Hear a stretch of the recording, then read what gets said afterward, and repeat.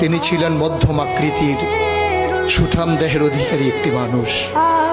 তার চুলগুলো ছিল ঘাড় পর্যন্ত প্রলম্বিত, হালকা হালকা কোঁকড়ানো। তিনি যখন চুলের ভিতরে তৈল দিয়ে আছড়াতেন মনে হতো মৃদুমন্দ ঢেউ দেখা যায়। তার কপাল ছিল চওড়া, ভ্রুগুলো ছিল জোড়া ভ্রু, ধনুকের মতো বাঁকা। চোখের পাতাগুলো ছিল ফুটন্ত গোলাপের গোলাপি রঙের এক একটি পাপড়ির মতো। তিনি কখনো বা যখন চোখের পলক ফেলতেন মনে হতো মৃদুমন্দ বাতাসে গোলাপ পাপড়ি যেন দোল খাচ্ছে। তার চোখের সাদা অংশ ছিল রক্তিমাভ সাদা, কালো অংশ ছিল কৃষ্ণ কালো। তার নাকটা ছিল খাড়া, নাকের ছিদ্রগুলো ছিল ছোট ছোট। নাকের নিচে ছিল সরু চিকন গোঁফ, গোঁফের নিচেই সেই গোলাপি রঙের ঠোঁট।